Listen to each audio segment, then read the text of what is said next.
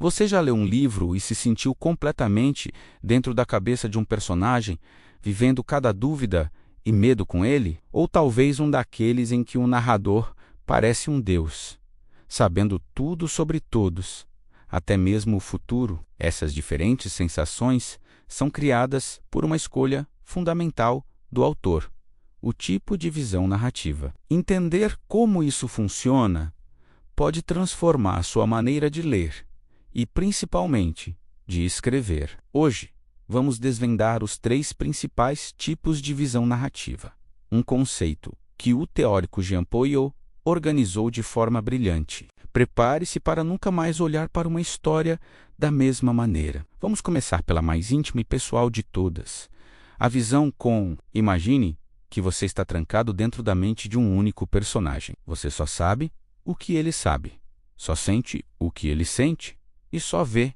o que ele vê. Se ele está confuso, você fica confuso. Se ele está enganado sobre algo, você também é enganado.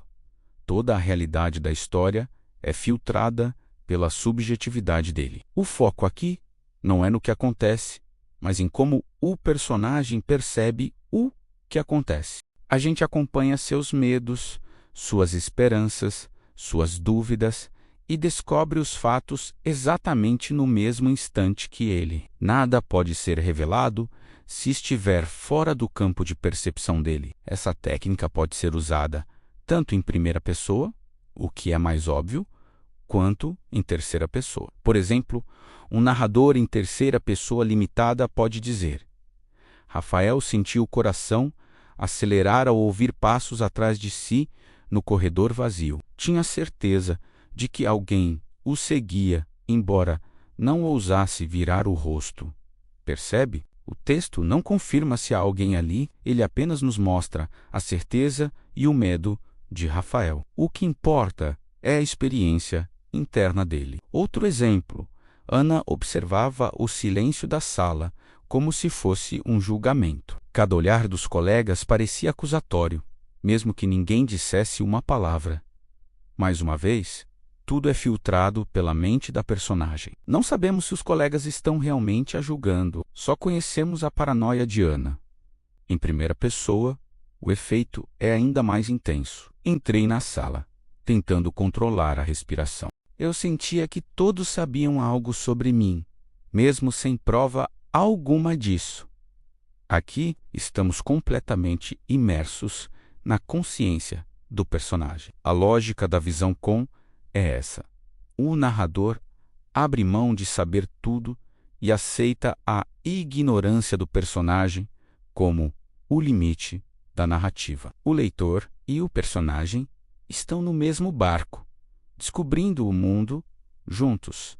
Passo a passo é uma ferramenta poderosa para criar empatia e suspense, porque vivemos a incerteza junto com quem está no centro da ação. Agora vamos para o extremo oposto, a visão por trás. Aqui, o narrador é onisciente, quase um deus. Ele sabe absolutamente tudo: o passado, o presente e o futuro de todos os personagens. Ele pode entrar na mente de várias pessoas, revelar seus segredos mais profundos, explicar motivações que nem elas mesmas entendem, e até contar o que está acontecendo em 2 lugares diferentes ao mesmo tempo. Diferente da visão com, onde estávamos presos a um único ponto de vista, aqui o narrador tem total liberdade. Ele pode, por exemplo, antecipar o futuro para criar uma tensão dramática.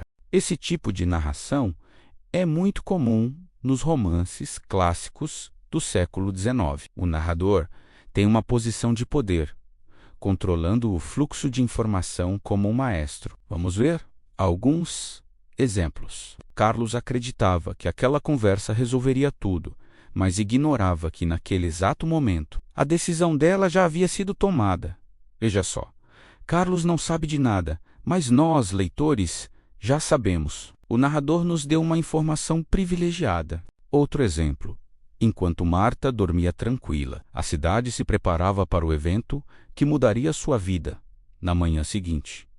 Marta está em paz, mas o narrador já planta em nós a semente da expectativa e da apreensão. Ninguém na história tem essa informação, apenas o narrador e, por consequência, o leitor. Um último exemplo que deixa isso bem claro. Pedro entrou no escritório confiante, sem saber que aquele seria o último dia em que pisaria ali como funcionário. Essa antecipação do destino de Pedro é uma característica clássica da visão por trás. O narrador sabe o final da história desde o começo e escolhe quando e como vai nos revelar as coisas. É exatamente isso que o teórico Jean Paul critica um pouco. Ele argumenta que, ao saber de tudo, o narrador cria um suspense meio artificial, que não nasce da experiência dos personagens, mas sim do controle estratégico da informação. Mesmo assim, é uma técnica extremamente eficaz para construir grandes épicos e tramas complexas com múltiplos pontos de vista. Por fim, temos a terceira forma, a visão de fora. Se na visão com estávamos dentro da mente do personagem, e na visão por trás o narrador sabia de tudo, aqui o narrador não sabe de nada do que se passa internamente. Ele é como uma câmera de segurança,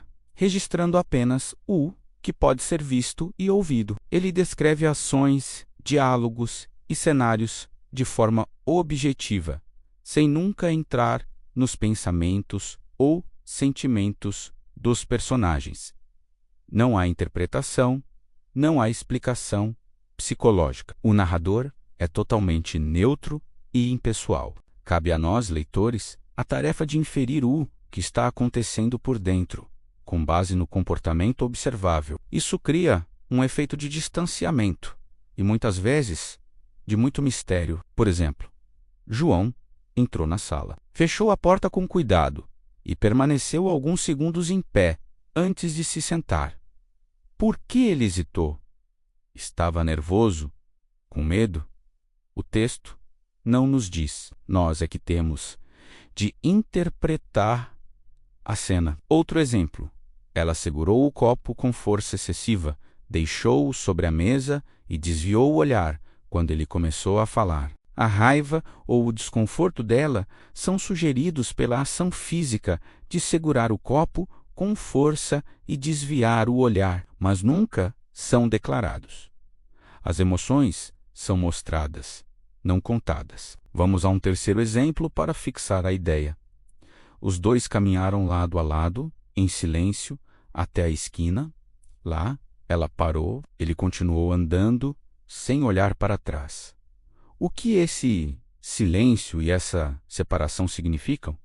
É o fim de um relacionamento, uma briga. A narrativa não dá respostas, apenas apresenta os fatos crus. A visão de fora restringe todo o conhecimento ao que é externo e observável, criando um estilo muito cinematográfico, direto e, por vezes, frio. É uma técnica que exige muito do leitor, que se torna um detetive tentando decifrar as pistas deixadas pelo comportamento dos personagens. Então, vamos recapitular a lógica por trás de tudo isso. Entender essas três visões narrativas não é só decorar termos técnicos, é compreender a gestão do conhecimento dentro de uma história.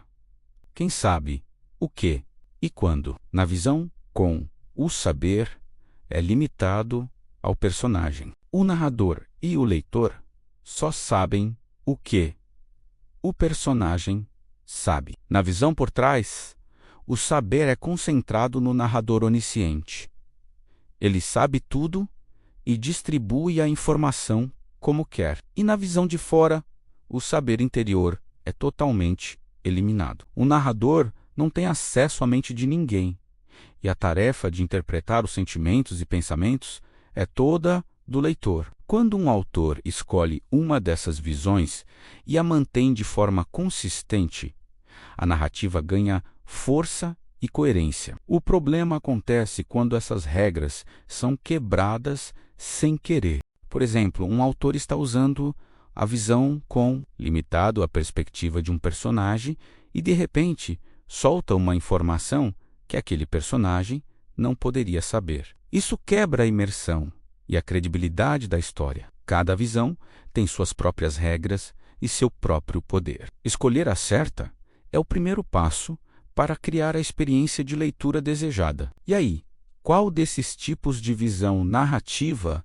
é o seu favorito na hora de ler? E qual você mais usa ou gostaria de usar na hora de escrever? A beleza da literatura está justamente nessa variedade de ferramentas que os autores têm para nos contar uma boa história. Cada visão nos oferece uma janela diferente para o mundo narrativo. Espero que essa explicação tenha clareado as coisas para você. Se você gostou desse mergulho no universo da escrita, não se esqueça de deixar o seu like, se inscrever no canal e ativar o sininho para não perder os próximos vídeos. Comente aqui embaixo qual outro tema da teoria literária ou da escrita criativa você gostaria de ver por aqui. Muito obrigado por assistir e até a próxima.